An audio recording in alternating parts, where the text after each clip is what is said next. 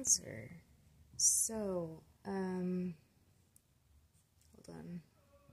Try and get something off my screen. Okay, there we go.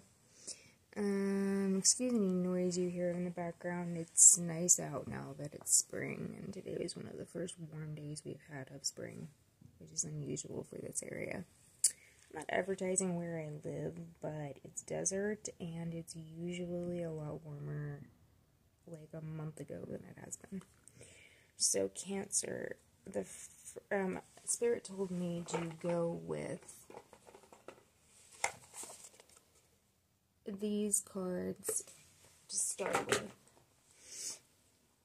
And the first card that came out is Full Moon in Libra.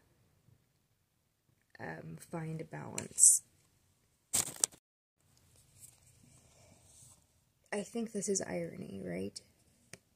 We're about to have the lunation of the full moon in Libra, since we just had the new moon in Aries. Like, that's coming up in the next lunation. And that's actually what I heard to say before I even started recording. First quarter moon in Pisces, honor your feelings.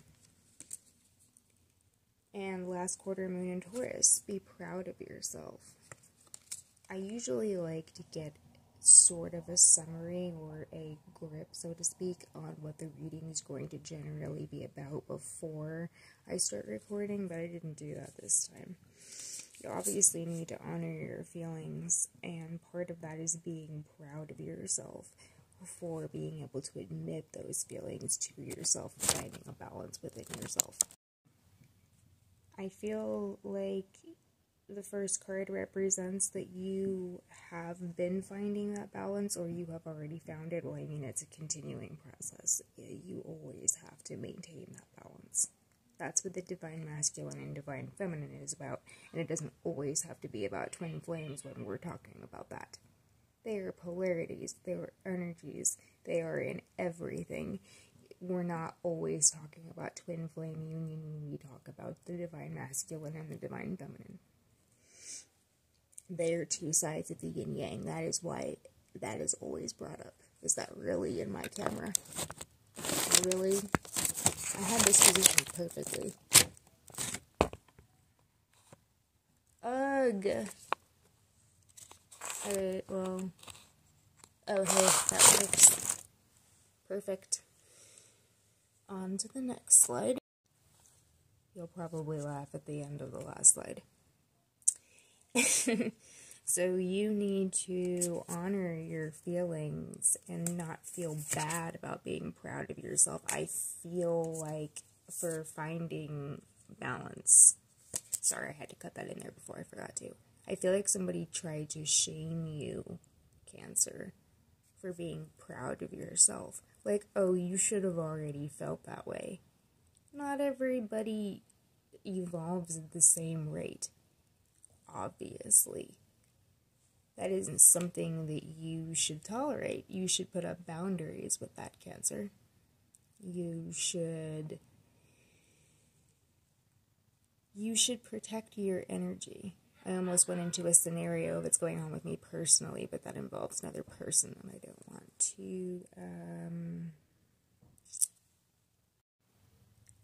don't want to, identify the other person in the situation without their permission, and then it would be an entire discussion and conversation, which would distract me from what I'm trying to do right now.